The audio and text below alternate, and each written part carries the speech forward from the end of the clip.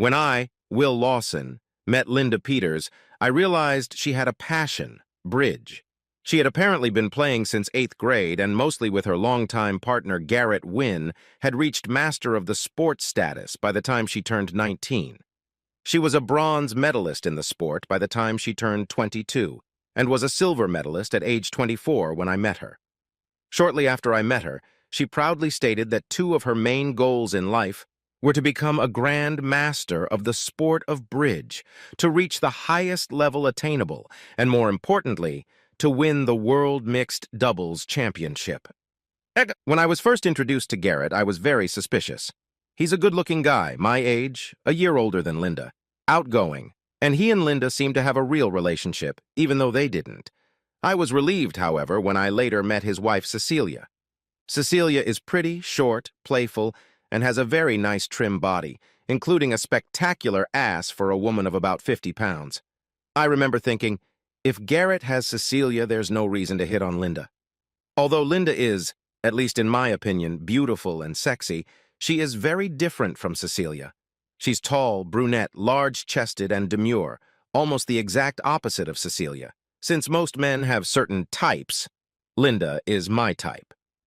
I assumed that Linda was not Garrett's type, and after coming to that conclusion, I began seriously dating her. Linda seemed to fall in love with me almost as quickly as I fell in love with her. She seemed very happy to spend all her time with me, except when she was working or playing bridge. I wasn't surprised when she accepted my marriage proposal, and we had an engagement of only 3 months.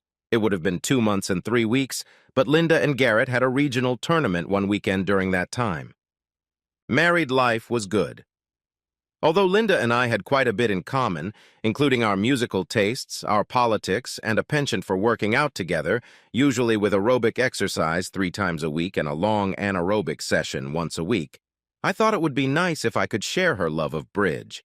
For most of my life, though, I've played poker and hearts. I was above average at both, but had never tried playing bridge. My goal was not to replace Garrett in her doubles events, but just to make sure I could talk to her about it and go to some low-level tournaments out of town. I would need my own low-level partner to be able to play bridge. After thinking about it for just a few minutes, I thought, why not Cecilia?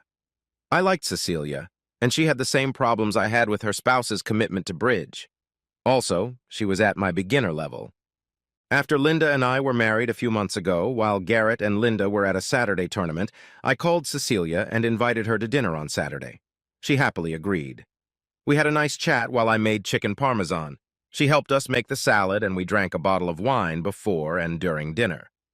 After dinner, Cecilia and I secluded ourselves on the balcony of our apartment and put our feet up.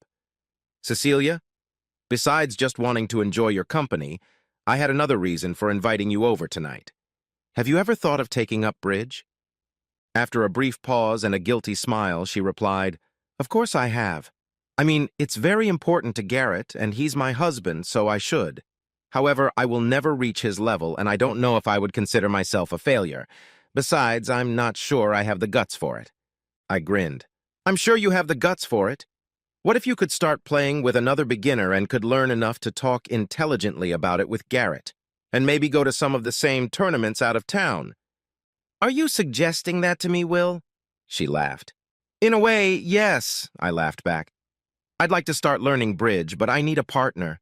Who would probably be a better partner than you? I have absolutely no expectations or even desire to be in the same class as Linda and Garrett. But I'd like to have something else in common with Linda and an excuse to go to some tournaments out of town. Cecilia looked thoughtful for a second, then said, Shall we do this? Do we ask our spouses to teach us, or do we take classes, or what? Why don't we talk to Linda and Garrett on Monday and see what they suggest? In fact, why don't you two come to dinner on Monday and we can discuss it as a whole group? I said. Only if I can add a salad, dessert, and wine? What are you thinking of making as the main course? She replied. We talked about dinner, politics, movies, and many other topics, and before we knew it, the clock showed 2:36 a.m. Since we had finished almost 3 bottles of wine, I talked Cecilia into staying the night in our guest room. I fed her breakfast the next morning, and we parted with smiles on our faces. Even if it didn't work out with the bridge, I was glad I had made a very suitable and sweet friend.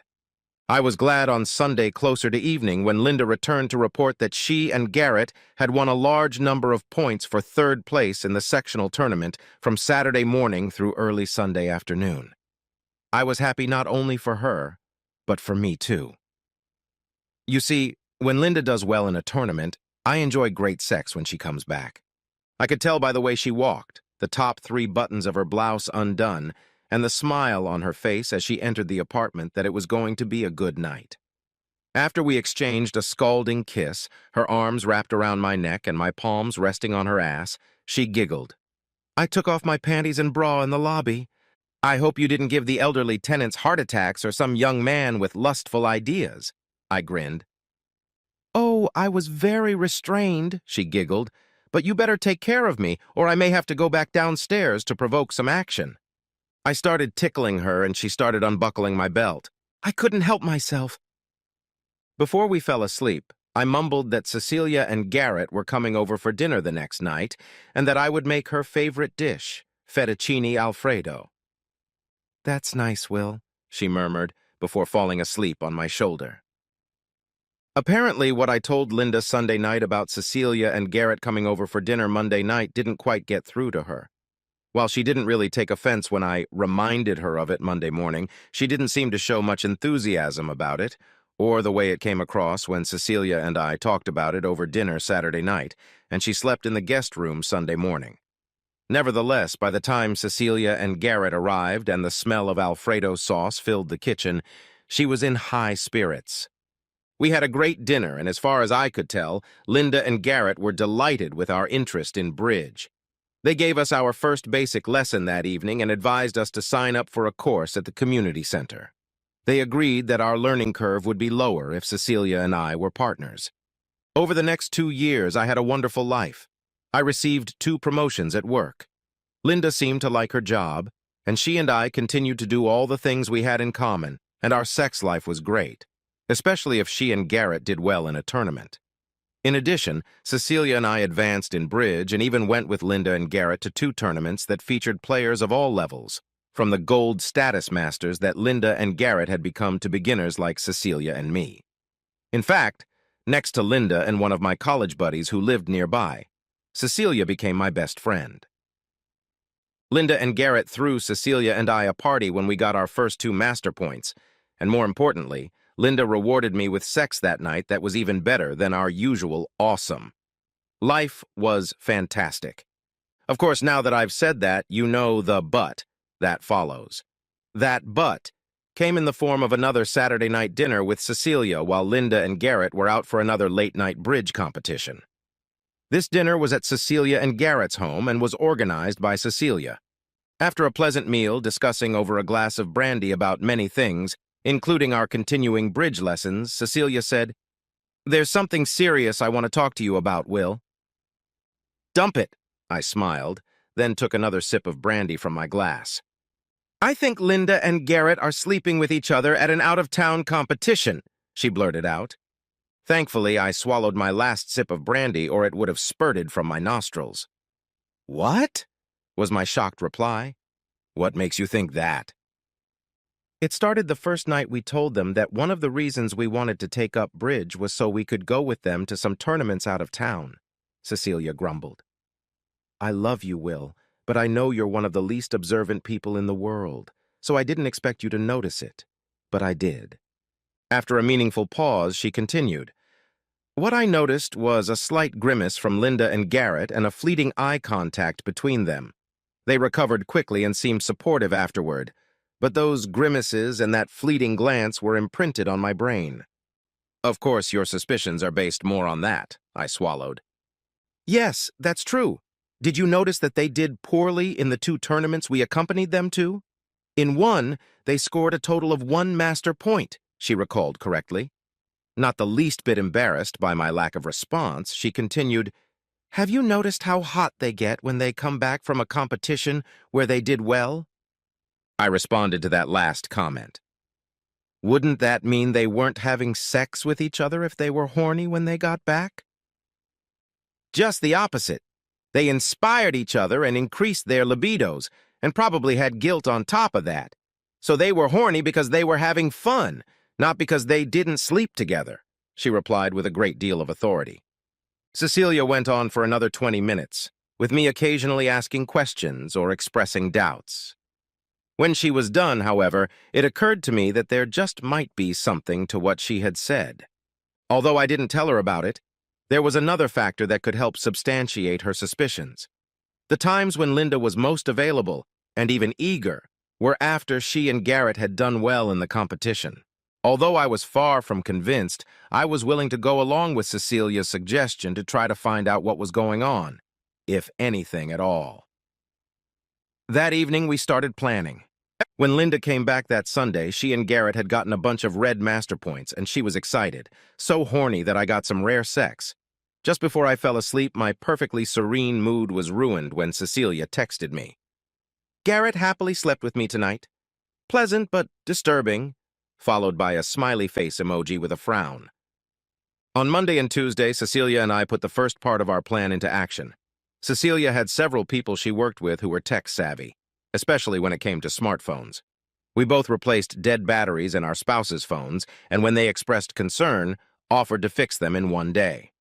I took Linda's phone to Cecilia's office on Monday and was able to return it to Linda by Tuesday evening. After distributing the phones to Cecilia's techie friends, we did two things. First, they installed locator apps on them so we could determine, presumably to within 7 meters, where they were. So, if Linda and Garrett's phones were within 7 meters of each other at midnight during a trip to an out-of-town competition, we'd know they were sharing a bed. The second thing that handing over the phones to Cecilia's technicians did was allow us to view any compromising emails, text messages, or photos. They provided this information to Cecilia, and she made a copy for me.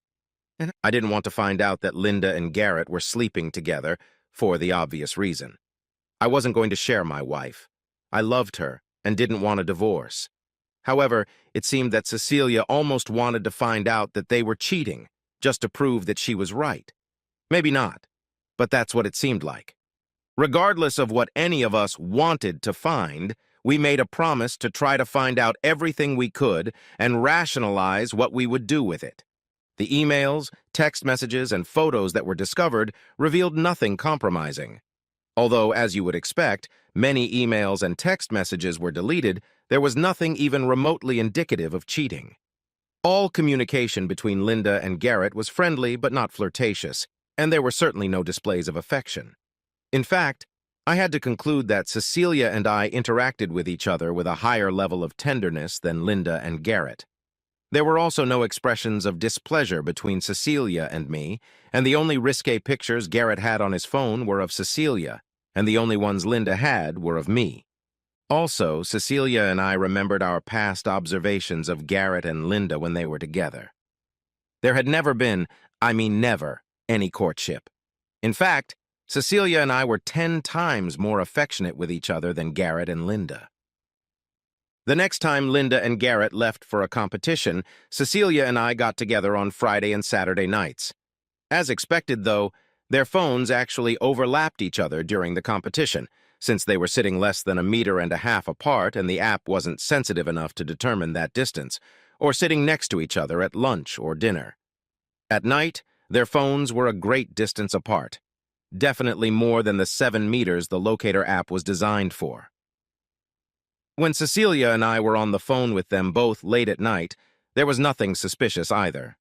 In fact, I even stayed in Cecilia's guest room both nights so we could compare data in the middle of the night. The next part of the plan was to go with them to an out-of-town competition. We did this twice, and both times they apparently played poorly because they scored few master points and were in a bad mood afterward. We then tried a surprise appearance at out-of-town tournaments. At one event where they had to stay overnight on Saturday, I arrived around 9 p.m. I thought I had won when I got the key at the front desk, showing my ID, and unlocked room 428, Linda's room. Garrett was there looking over some bridge statistics. After a brief, irritable exchange of remarks, Garrett convinced me that he and Linda had gotten their rooms mixed up and that she was in 601. I hurried over there and found Linda looking at the bridge stats as well. She was clearly surprised, but seemed happy to see me, and we had good sex that night. The next morning, I left before breakfast so as not to interfere with her concentration. Linda and Garrett did well in that competition, and I got some good sex when she returned Sunday night. Cecilia did pretty much the same thing I did during a 2-day tournament about a month later. She also found them in separate rooms on Friday night, but also stayed overnight on Saturday and just went shopping and sightseeing in the city where the tournament was being held. Linda and Garrett were not very successful in this competition, and were not happy when they returned. Over the next 2 years, we tried many other things. We were never able to come to anything definite, although Cecilia continued to be very suspicious, and I must admit that some things did not really add up. However, Linda was a loving and excellent wife, and the sex was between very good and great, except for those times, mostly when Cecilia or I went to a tournament out of town with Linda and Garrett, when things didn't work out. Then things would go south for a day or two, but quickly got back to normal. The World Mixed Doubles Championships in Geneva, Switzerland were approaching when things went south. The event, including time to overcome the time zone change, the registration reception, and then the game itself, lasted approximately 8 days. In the lead-up to the event, Garrett and Linda did everything they could to discourage Cecilia and me from attending, blatantly failing to tell us that we were not invited. In view of their miserable performances in the events that Cecilia and I participated in, was it just bad luck or something else?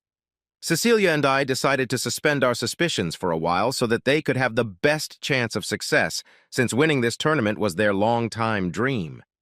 Maybe their most important lifelong dream. Linda had even talked about having children if they won.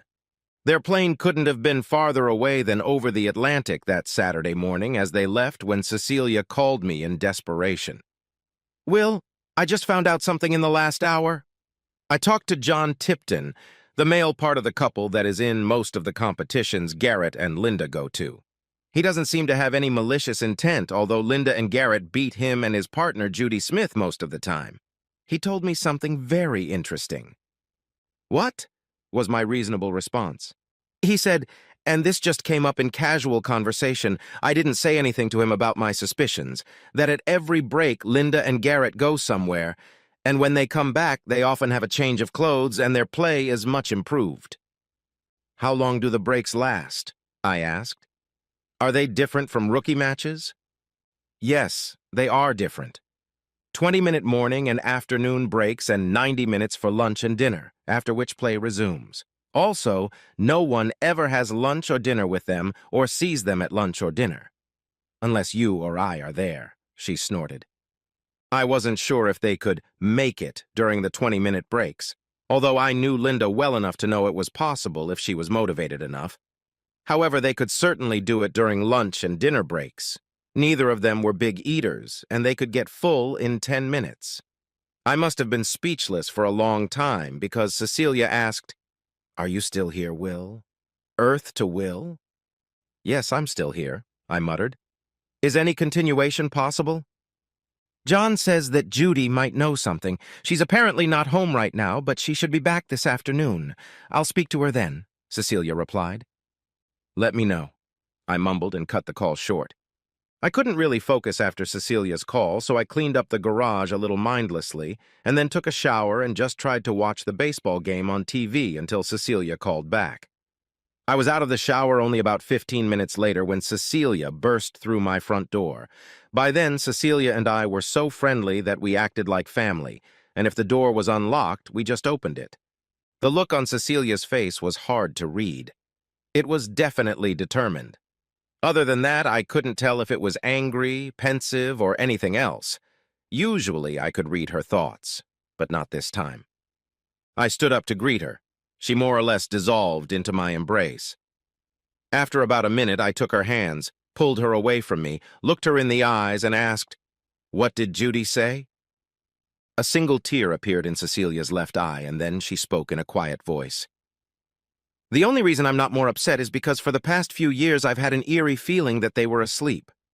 Twice, Judy had seen them leave one of their rooms during their lunch break. They didn't see her, and she didn't want to characterize their looks, but from what she described to me, they were just sexy looks. The only good thing is that she never told anyone, including John. She's not a gossip." My heart dropped. but only for a few seconds because my attention was distracted by Cecilia punching me in the face. Not very hard, but hard enough for me to pay attention. When I looked at her with a puzzled expression on my face, she calmly said, "Over the next 8 days while they're gone, we have a few decisions to make. Right now, however, the only decision you need to make is what position you're going to fuck me in. I'm not going to burst into tears or question my femininity or attractiveness. I'm not going to just wring my hands. We really like each other, and let's see how much we like it." I really can't explain my mindset in the half hour or so that followed the "we really like each other" statement. I do know that I was shocked by her actions and impressed with her body when Cecilia took off her sundress in seconds, revealing no underwear whatsoever. I don't know how she managed it, but she pulled my pants down around my ankles, imprinting a scalding hot kiss on my lips. With a strength I didn't think a woman 155 centimeters tall and 50 pounds was capable of, she pushed me back onto the couch. Cecilia, on the other hand, was a master. I couldn't believe the difference in my sexual encounter with Cecilia compared to what I was used to with Linda. While Linda was an amazing sexual partner, even when I wasn't doing my favorite thing on earth, Cecilia was in her own way even better. The manner in which she rode me while I sat on the couch was uncanny. "Wow, that was fun. Now we need to talk. I suggest naked, in your bed." Cecilia helped me remove my shirt and socks, the only articles of clothing I was still wearing, and then jumped into my arms and asked me to carry her to my bed.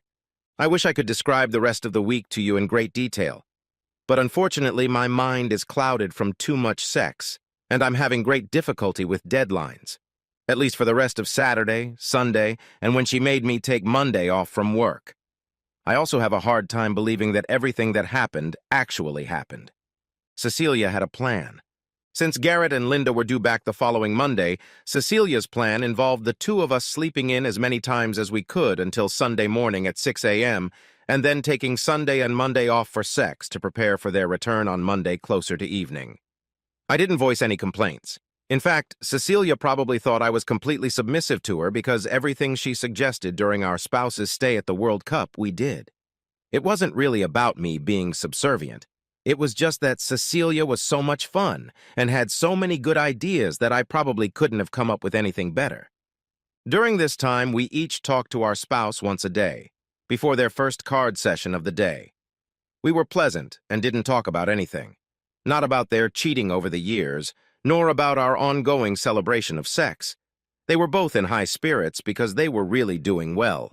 In fact, when we talked to them on Saturday, the last day of the competition, they were in first place and their excitement was palpable. Recharging our sexual batteries on the Sunday before our spouses were due home and before our phone call with them that afternoon, Cecilia and I sat in my living room some distance from each other so we wouldn't start pestering each other and have a serious fight. "Okay, kid, how are you going to deal with Linda and Garrett's cheating when they get home?" she asked. "I'm not really sure. Honestly, I love Linda, and it's hard for me to think about the future without her. But for the same reason, I don't want to be a wuss or a scapegoat either," I answered after much thought. "Also, I'm confused about what having you a few dozen times entails. You're probably pretty far behind me in your thinking, since I've been pretty sure of their cheating for 2 years, even though we only got confirmation 8 days ago. Let me tell you what I intend to do, though it's still largely up to you, since you could completely ruin my plans," she said. "Let's hear it," I smiled. At that moment, our cell phones rang almost simultaneously.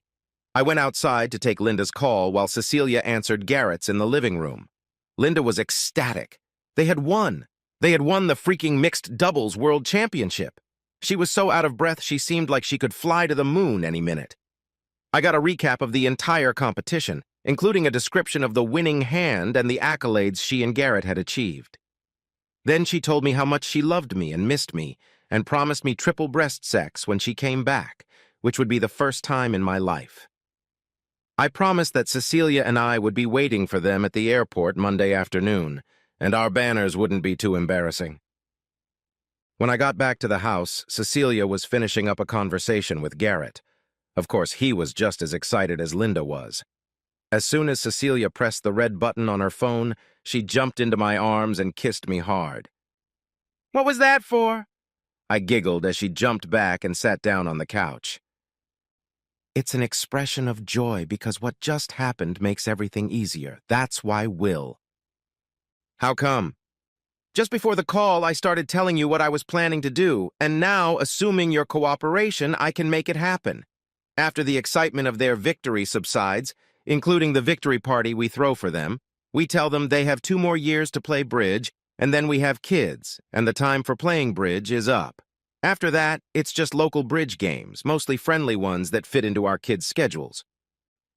What about the next 2 years? I inquired. For the next 2 years, every time they go out of town for a competition, we stay home and party until they get home, she replied with a wide smile on her face. In the next minute, many thoughts instantly flashed through my mind. While some of these things seemed irrelevant to the final decision, the important things kept repeating themselves. I loved Linda. When I didn't know about Linda's infidelity, I was not only satisfied with my marriage, but very happy. Cecilia was a good friend, and even better in bed than she was as a girlfriend. Assuming Linda and Garrett were never together sexually again after giving up bridge, I would have been very happy staying married. After about 5 years of thinking, flashed through my head in about 60 seconds, I smiled and said, "I'm in," for which Cecilia gave me a big hug. She then pulled away, giving me a quick kiss and saying, "I have to stay away from you until you pick me up to take us to the airport Monday afternoon, because we both need to recharge, and if I'm with you, I'll have fun." After Cecilia and I picked Garrett and Linda up at the airport with, as promised, not too embarrassing posters, the following happened over the next 2+ years. I got my sex on Monday night when I picked Linda up from the airport. It was even better than I thought it would be, and reinforced to me that Cecilia's plan was the best course of action. We threw a great congratulations party for Linda and Garrett at the local country club. We invited all of our families, including cousins and all of our friends, over 200 guests in all. Linda and Garrett were thrilled and eternally grateful. A week after the party, Cecilia and I met with Linda and Garrett and told them that if they wanted to stay married, they had 2 more years of competition ahead of them, and then we would have kids and the only bridge competitions would be local. Surprisingly, they offered no resistance, stating that they had realized a lifelong dream in bridge, that they definitely wanted to live married to us, and that once the children were born, the tournaments would be canceled. For the next 2 years, they attended an average of 1 out-of-town tournament a month. While they were away, Cecilia and I were together the whole time, and we were comfortable with each other. We were so sexually satisfied that we didn't even think about what Linda and Garrett might be doing. Supposedly, the last time Cecilia and I were supposed to be together, and the last out-of-town competition Linda and Garrett were going to, after which both women immediately gave up birth control, Cecilia was acting a little strange. She tried to hide it, but sometimes she'd get tears in her eyes after we'd been doing it. The way she approached everything, it was much more like making love. 6 weeks after our last encounter, Cecilia took me out to lunch, on a blanket in the park on a beautiful spring day. After a light meal and some banter, she cut to the chase. "Will, I don't quite know how to say this, so I'm being blunt. I'm 6 weeks pregnant with your baby." "What did you say?" I aghast, thankfully without burping my Pepsi. "The last time we were together, I wasn't on birth control since I had my IUD removed a week before we made love. I know that's when I got pregnant." "How do you know that?" "After our last few meetings, I took Garrett's trace to the lab to have it tested. While it's possible that he could conceive, his sperm count is at an all-time low. In the meantime, I had your trace tested," she continued, not the least bit embarrassed. I was about to ask her how she got the sample from me, but quickly dismissed the thought. So she continued. "Plus, I just know in my heart that this is your baby. I will do a blood test after 11 weeks of pregnancy to confirm this and determine the sex of the baby." "What are you going to do?" I blurted it out without thinking. "What do you mean, what am I going to do?" She snapped at me. She took a deep breath and then said, "I'm going to have your baby. Especially if it's a girl, no one will suspect a thing since you and Garrett have the same eye and hair color, and the girl will probably look more like me than either of you." "You're going to keep this a secret?" "Yes, I intend to." Unless you and Linda divorce, at which point I'll divorce you too and claim you, she growled, crossing her arms over her chest and pouting her lips. It wasn't easy to digest, but there was nothing I could do about it except pretend to be happy. A wide smile appeared on my face, and I said, "I'll do my best to support you emotionally, and if you ever need money, I'll help with that too." Then I kissed her. There was a big smile on her face after our lips parted. 2 weeks after my lunch with Cecilia, as Linda and I were lounging in bed after a wonderful carnal session, she smiled and said, "I have good news and bad news. Which one do you want first?" I wrinkled my nose and then said, "Bad news." "In about 3 months, you won't have any entertainment for a while," she glowered. Of course, that's when I found out what the good news was. Linda was pregnant. I kissed her with a long, hot kiss, and then we gently made love. Cecilia's little girl, her exact replica, had been born 5 weeks before Linda and my little boy, who looked just like he did in my baby pictures. Both Linda and Cecilia took to raising their children like real parents. Our families remained close, although we never had the opportunity to romp, and except for Cecilia and I discreetly pinching each other's buttocks from time to time, there was no indication that it was even intended. Linda and I had another little boy just 2 years after our first. Although I wasn't paranoid or suspicious, just to reassure myself, I ran DNA tests on both my little boys and Cecilia's little girl. I was the biological father of all 3. Our firstborns were both 2.5 years old. All 4 of us loved being parents, and our lives were working out wonderfully. Both mothers had regained their pre-pregnancy bodies and were so damn attractive. Then Cecilia invited me to lunch in the park again.